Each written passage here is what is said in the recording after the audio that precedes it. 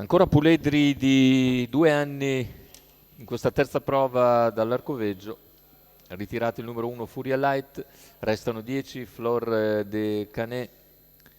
Canela, Lili Mearas, Fulmine SM, Frida Di No, Feeling Rishow in prima fila, Felicità RG, Furor C, Fra Danilo Pax, Fidorecchi e Fox Matley in seconda. Macchina che accelera, lascia andare i concorrenti.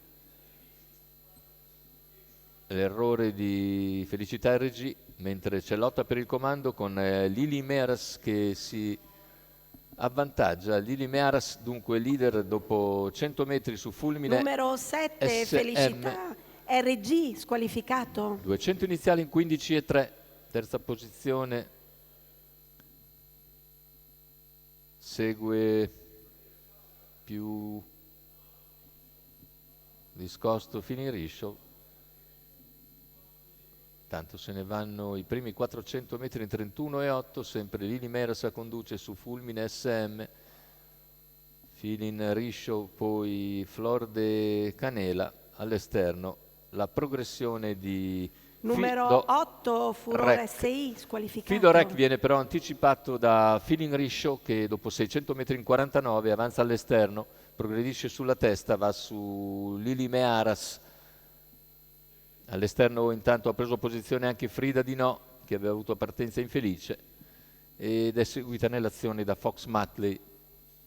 Tanto gli 800 completati in 1,4,9, da 1,21 più o meno. In vantaggio è sempre Lili Mearas, all'esterno si impegna Feeling Rishow, alla corda rimane Fulmine SM, percorsie esterne anche Frida Di No in terza pariglia, ora in terza posizione invece Flor de Canela alla corda. Siamo a 400 dall'arrivo.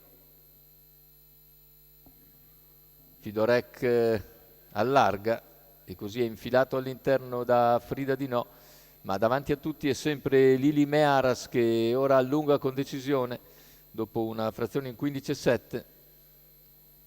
Ha un paio di lunghezze di margine in arrivo nei confronti di Fulmine SM. Nel finale allunga bene Lili Mearas e viene a vincere nei confronti di Fulmine SM. Terzo posto per Flor de Canela che chiude bene a centropista, 36 a chiudere, 1,19,1 il ragguaglio conclusivo per Lili Mearas che al rientro vince questa seconda corsa in carriera. Vediamo le battute conclusive con BP dell'Annunziata che controlla agevolmente la situazione. Viene a vincere per conto di Walter Zanetti e del signor Francesco Morozzi. Il secondo posto per Fulmine SM, al terzo Flor de Canela.